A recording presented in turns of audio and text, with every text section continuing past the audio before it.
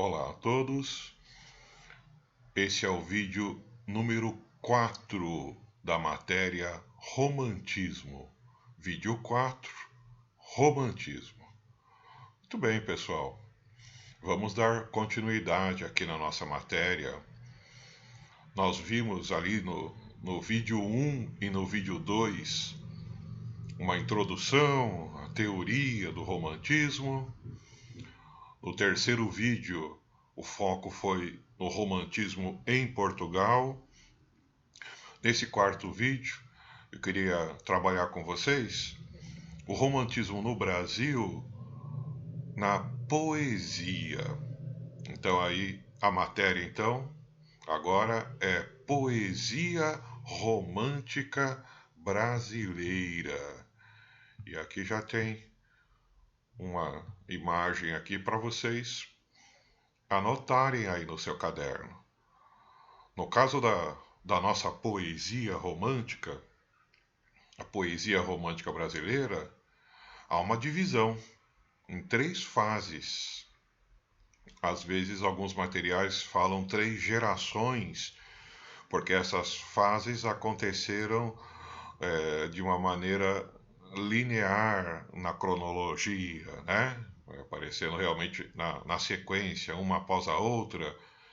Eu coloquei aqui fases, as três fases da poesia romântica brasileira. O indianismo, vamos falar um pouquinho sobre o indianismo, tá? Só tome cuidado, é o indianismo na poesia, porque tem o indianismo na prosa também, né?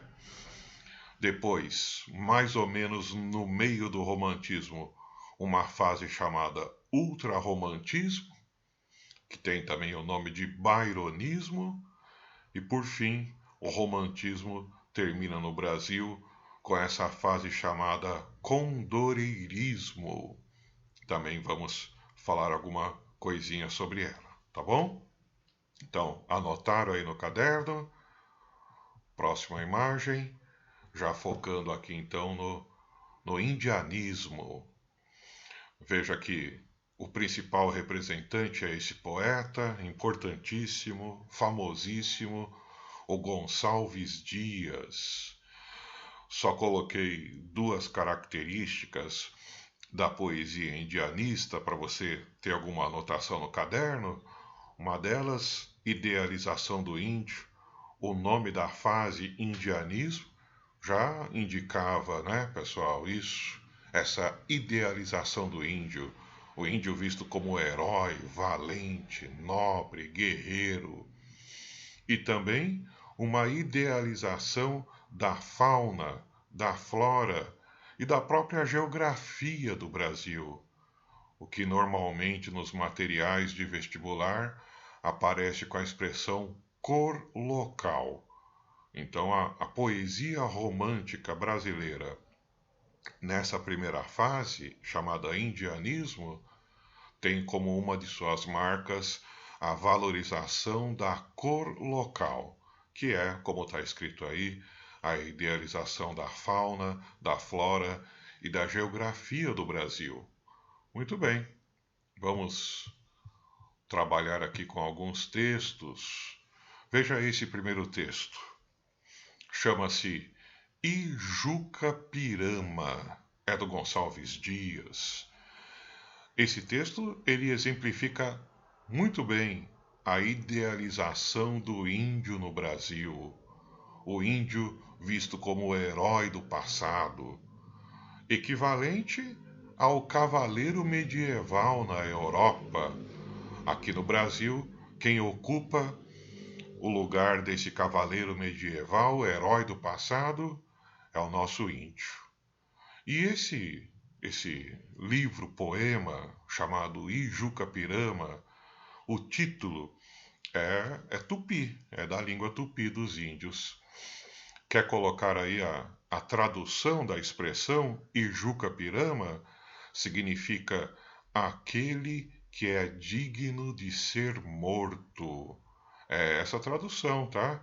Ijuca Pirama, aquele que é digno de ser morto. Há uma referência aqui a a uma tradição de algumas tribos, de algumas nações indígenas brasileiras, do ritual de antropofagia. Você sabe o que é, não é? Comer carne humana. Algumas nações indígenas aqui do Brasil faziam esse ritual de comer carne humana. Você já deve ter ouvido falar disso. Só que, importantíssimo para entender aqui o poema e a cultura dos índios, essa antropofagia, ela é puramente religiosa. Não tem nada a ver com a gastronomia dos índios comer carne humana. Na verdade, eles só comiam a carne dos inimigos. E não é qualquer inimigo. Tem que ser um inimigo muito forte, muito valente, para que eles façam esse ritual da antropofagia. Eles acreditam que comendo a carne desse inimigo forte, eles adquirem a força desse inimigo. Por isso, então, Ijuca-Pirama, aquele que é digno de ser morto e depois comido, né, pelos índios, tá? Porque é forte, tudo bem? Então veja que aqui já há uma referência a essa idealização do índio. É uma história. Ijuca-Pirama é uma história em versos que Gonçalves Dias conta. Aqui tem um comecinho, vou ler aqui com vocês. Ele fala: no meio das tabas de amenos verdores, cercadas de troncos cobertos de flores, alteiam-se os tetos da altiva nação. Veja que quando ele fala nação, ele está falando da nação dos índios. Ela é altiva, ela tem glória em meio a uma paisagem de natureza exuberante. É a idealização do indianismo. E ele continua aqui embaixo. São muitos seus filhos, nos ânimos fortes, temíveis na guerra, que em densas cortes assombram das matas a imensa extensão. Tá aí, pessoal, a idealização dos índios fortes, temíveis na guerra, poderosos. Ele continua aqui, ó. São rudes, severos, sedentos de glória, já prélios incitam, prélios é guerreiros, já cantam vitória, já meigos atendem à voz do cantor. Então são meigos quando cantam, são guerreiros quando lutam, são todos timbiras, é uma das nações mais importantes aqui do Brasil, naquela época, guerreiros valentes. Seu nome lá voa na boca das gentes, condão de prodígios, de glória e terror. Querendo dizer que a fama dos timbiras é muito grande. A fama de guerreiros e o terror que eles acabam provocando nas guerras porque são vitoriosos. Bom, aqui já está muito evidente a idealização do índio, do indianismo. Uma das cenas mais famosas é quando o poeta ele menciona um índio que foi feito prisioneiro. Ele é um timbira, essa nação indígena que está mencionada aqui nesse trecho. E esse índio foi preso por inimigos, os aimorés. Aimorés é uma outra nação indígena e, por ser forte, esse índio é amarrado e ele vai fazer parte do ritual de antropofagia, de canibalismo, justamente porque os aimorés querem, comendo a carne desse índio, adquirir a sua força. E esse índio, amarrado, um pouco antes de ser morto, ele esconde o rosto com as mãos e chora, pois os aimorés, vendo esse índio chorando, acreditam que ele está com medo de morrer. É um choro porque ele está com medo da morte. E por causa disso, sabe o que os aimorés fazem? Liberam esse índio, mandam ele embora, desamarram ele, mandam ele embora com desprezo. Ele não é Ijucapirama, ele não é digno de ser morto. Ele foi covarde diante da morte, chorou diante da morte. Pois para que comer a carne dele então? Os aimorés liberam esse índio. E esse índio, na verdade, o poema vai revelar na sequência, né? Ele realmente estava chorando, mas ele estava chorando por causa do pai dele, que tinha ficado sozinho na aldeia, um pai velho, um pai doente, e que sem a ajuda do filho, com certeza morreria sofrendo. Pois ali, quando ele estava ainda amarrado, foi no pai que ele pensou e não na própria morte. Veja a dignidade do índio, né? Agora solto, desprezado pelos aimorés, ele vai em busca do pai. O pai, quando vê o filho, o pai sabia que o filho tinha sido feito prisioneiro dos aimorés. Pois quando o pai vê o filho vivo, ele também despreza o filho. Ele joga pragas no filho, porque o filho não foi comido. Ele não é Ijucapirama. Veja só a questão da honra. Resumindo, o pai está jogando praga no próprio filho porque ele não foi comido no ritual de antropofagia dos aimorés. Tudo bem, pessoal? No entanto, na sequência, né, desse poema narrativo, esse índio, desprezado pelos aimorés, depois desprezado pelo próprio pai, em batalhas, ele luta sozinho contra vários aimorés, provando ali a sua força, a sua coragem. O pai vai perceber essa coragem no filho, né? E o poema termina até bem. Então, tranquilo, porque o filho demonstra aí essa força, essa coragem, tá bom? Acaba não sendo comido, tá certo? E a nobreza da sua força, o grande guerreiro, tá aí, pessoal, um bom exemplo da idealização do índio na primeira fase do romantismo brasileiro na poesia, hein? Não é na prosa, tá? O poema Ijucapirama. Mas o Gonçalves Dias também é autor desse poema, que acho que é o poema mais famoso do Brasil, Canção do Exílio. Você se lembra? Vou voltar aqui para você se lembrar. O Gonçalves Dias, como característica, o indianismo, né? Tem ali a idealização do índio, mas também a idealização da fauna, da flora e da geografia do Brasil. Vamos ver esse poema aqui então, pessoal. Canção do Exílio.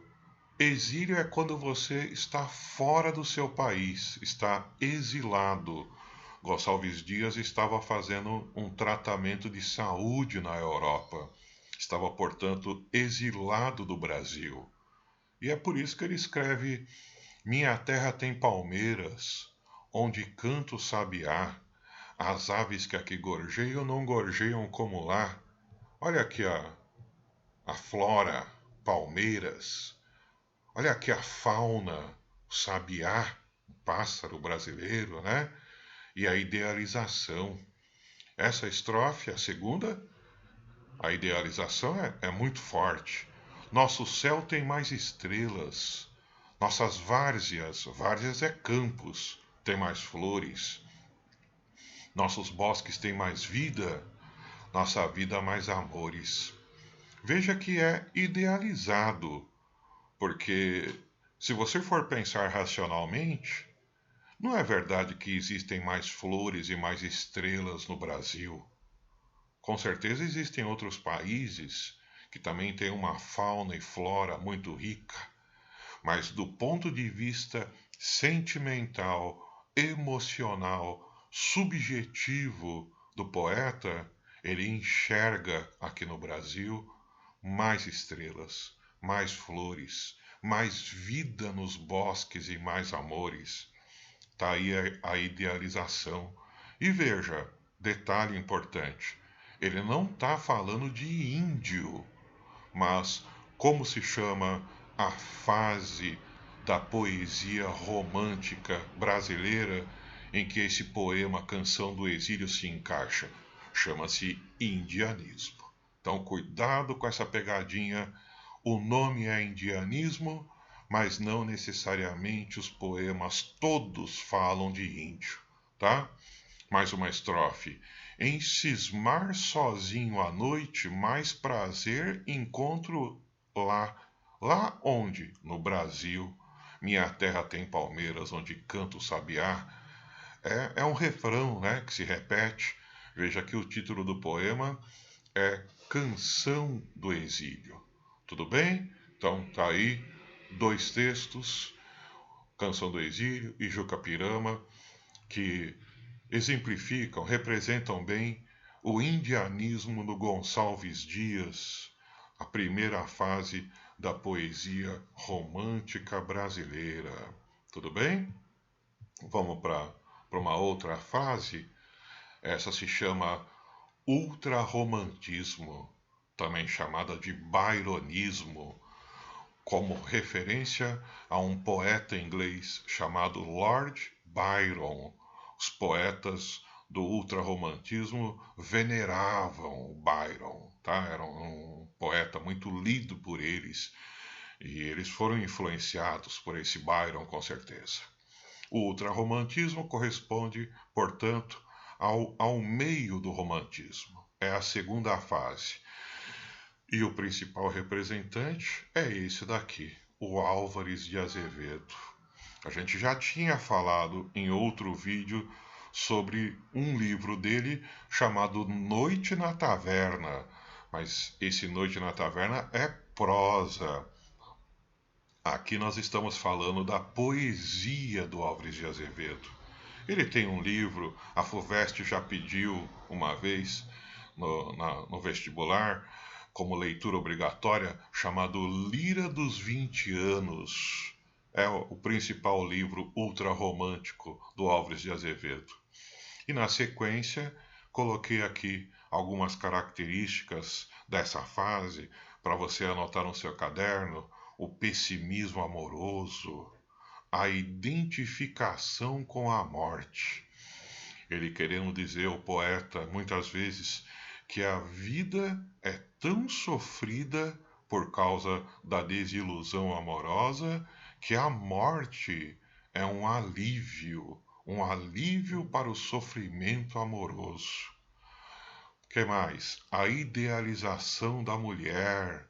A mulher vista como uma divindade de pureza, e a evasão, a fuga da realidade.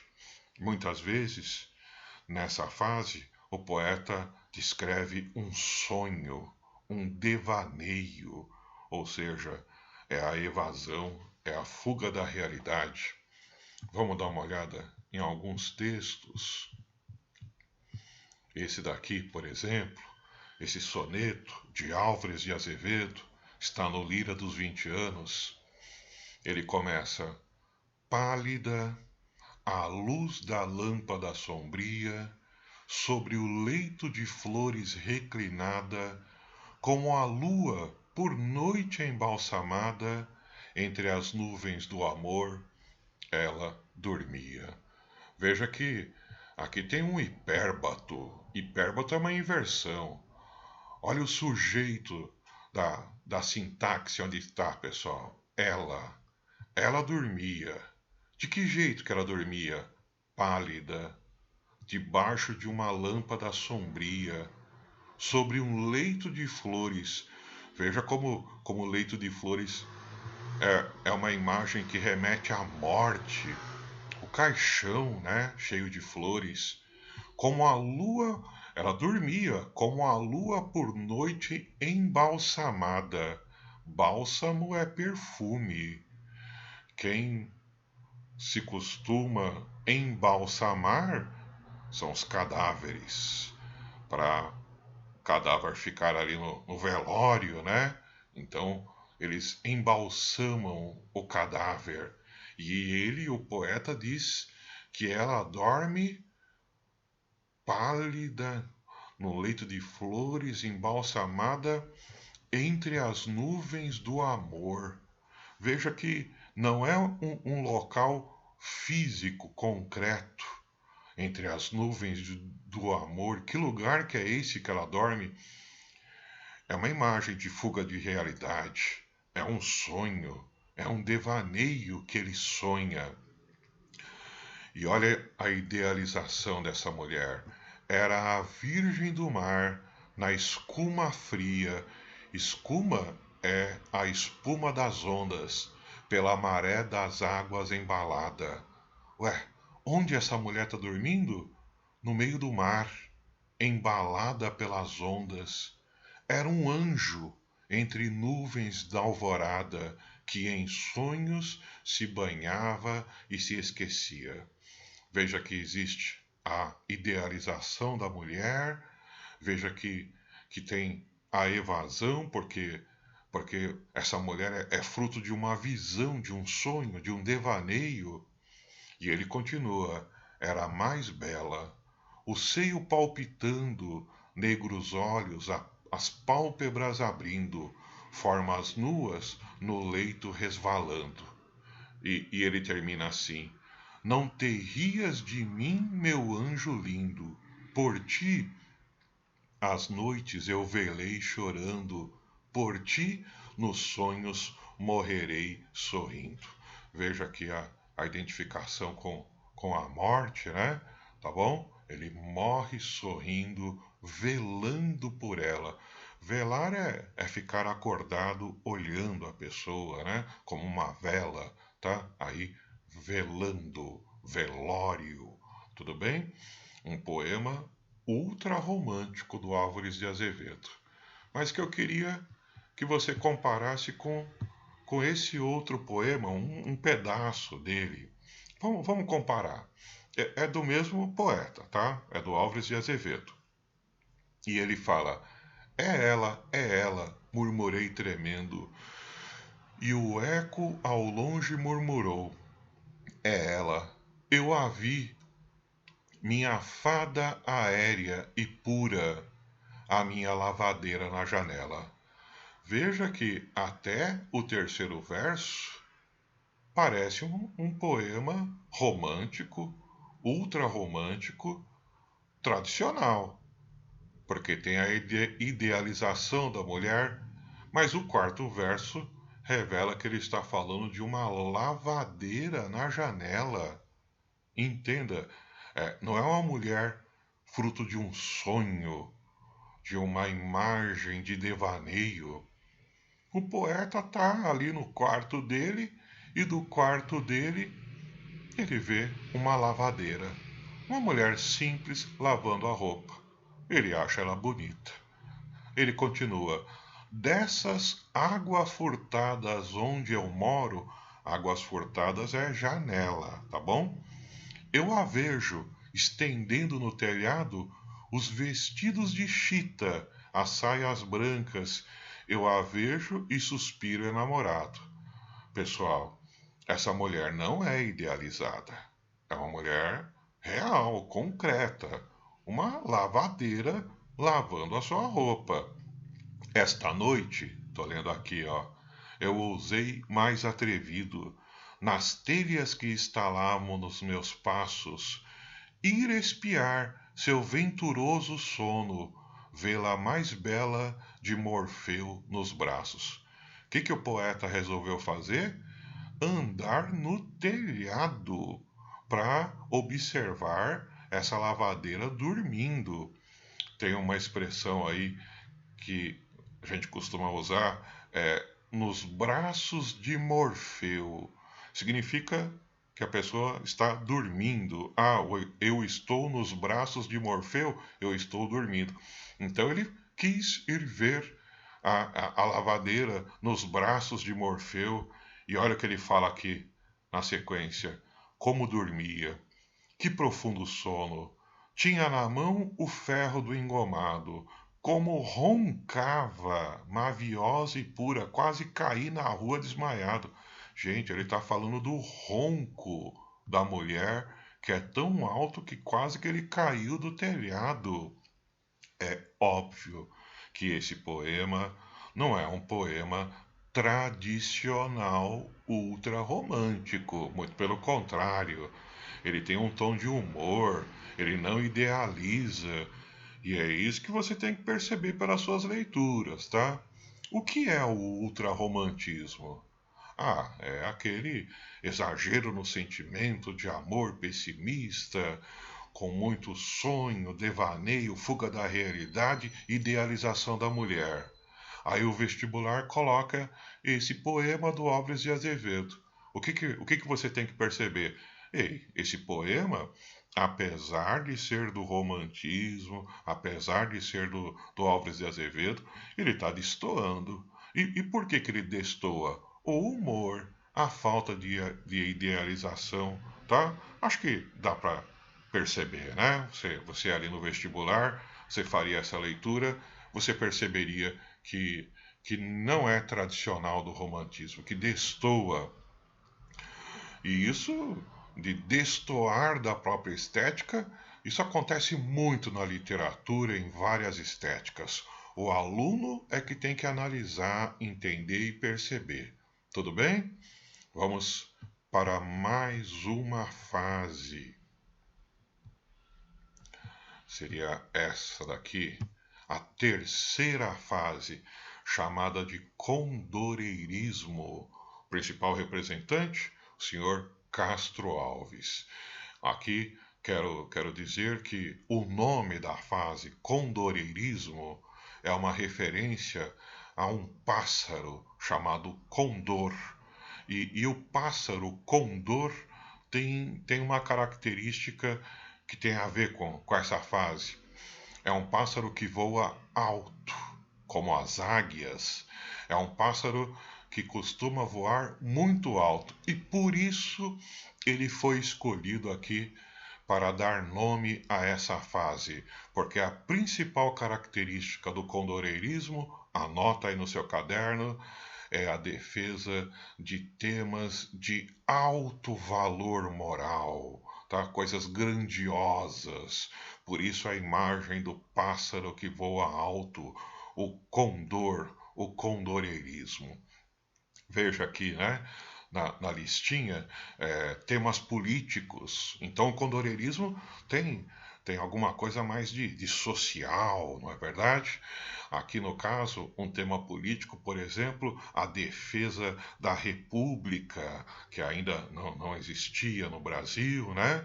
Mas que já havia ali aqueles que queriam que a República fosse o sistema de governo aqui no Brasil, ele defende isso. Outra característica, a mais famosa do Castro Alves, a defesa da abolição. Castro Alves é chamado de o poeta dos escravos. Isso é a característica mais famosa dele. E, um pouco aqui destoando, né? O amor mais próximo da realidade. Ué, mas não é. Condoreirismo não é poesia de alto valor social, político. Mas tem isso também no Castro Alves. Ele não está falando de política aqui, não. Ele fala de amor, só que tem uma diferença quando a gente compara com Álvares de Azevedo. Enquanto Álvares de Azevedo, nos seus poemas mais tradicionais, ele, ele fala da mulher como se fosse fruto de um sonho, de um devaneio, o, o Castro Alves não. ele fala mais concretamente das suas relações amorosas, tá? Tudo bem? Vamos ver aqui alguns exemplos. Então, um trecho, o item 4, na verdade, de um poema muito famoso chamado O Navio Negreiro, do Castro Alves, em que ele vai descrever o horror dentro de um navio negreiro. O título já indica, né? E aqui é apenas um pequeno trecho do poema, é um poema longo. Então, ao descrever, ao olhar o navio negreiro, ele fala isso daqui, ó. Era um sonho dantesco. Dantesco, uma referência ao poeta italiano Dante Alighieri, que escreveu a Divina Comédia. E a primeira parte da Divina Comédia é o inferno. Então, dantesco, que ele fala aqui nesse verso, é um sonho horrível como o inferno descrito por Dante Alighieri, tá? É o navio negreiro. O tombadilho que das luzernas avermelha o brilho, em sangue a se banhar, tinir de ferros, estalar do açoite. Açoite é o chicote. Legiões de homens negros como a noite, horrendos a dançar. Entenda que quando ele fala dançar, é uma metáfora. É o movimento dos escravos, dos homens negros, ao receber os açoites, as chicotadas. Então eles se movimentam por causa dos chicotes. É uma cena horrível. Negras mulheres suspendendo as tetas magras crianças, suspendendo, veja que está craseado, à altura das tetas as magras crianças, cujas bocas pretas regam o sangue das mães. Então, ao invés de leite, é o sangue que essas crianças, né, vão ter que mamar. Outras moças, mas nuas e espantadas, no turbilhão de espectros arrastadas, em ânsia e mágoas vãs, vãs é inúteis. E ri-se a orquestra irônica. Veja que ele, lá, desde aquela primeira estrofe, ele faz uma associação com música, né? Horrendos a dançar, orquestra. Só que não tem música nenhuma. A música, entre aspas, que se ouve é o som do chicote, é o som dos gritos, dos gemidos de dor. Por isso que ele fala orquestra irônica, estridente, e da ronda fantástica a serpente faz doudas espirais, falando do chicote, né? Do açoite. Se o velho arqueja, se no chão resvala, ou seja, se um velho quase cai, isso que é arquejar, né? Ouvem-se gritos, o chicote estala e voam mais e mais. Isso é só um pequeno pedaço, um pequeno trecho, mas dá para ter uma ideia do horror que é o navio negreiro e como ele foi poeticamente descrito pelo Castro Alves. Se diz que o Castro Alves tem um estilo grandiloquente. Já escutou essa palavra? Grandiloquência. É um estilo de discurso. E dizem aí os historiadores que na época da luta contra a escravidão, os abolicionistas em restaurantes do Rio de Janeiro muitas vezes subiam nas mesas e declamavam o navio negreiro, defendendo as suas ideias, né, abolicionistas, tudo bem? E também para comparar do Castro Alves, mas veja, sem nenhuma conotação política, social, mas é condoreirismo.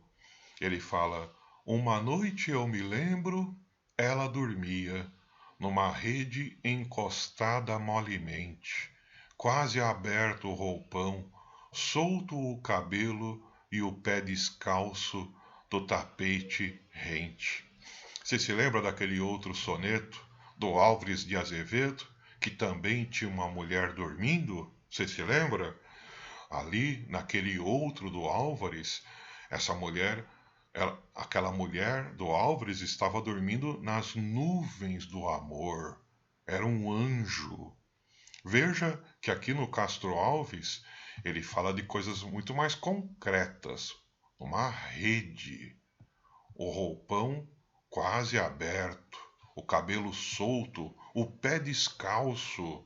Veja que tem até um certo grau de erotismo, por isso que eu falei mais próximo da realidade. Bom, estão aí as três fases do romantismo e vocês percebam que cada uma delas tem as suas características, tem os seus autores principais, mas fique esperto, porque às vezes o poeta destoa da fase, né? Como nós vimos aí vários exemplos. Então, saiba as características das fases, mas tenha consciência que às vezes o poeta está totalmente de acordo com as características dessa fase e às vezes ele destoa daquela fase. Cabe aí uma boa leitura para você enxergar isso, tá ok? Então, termino aqui o vídeo 4.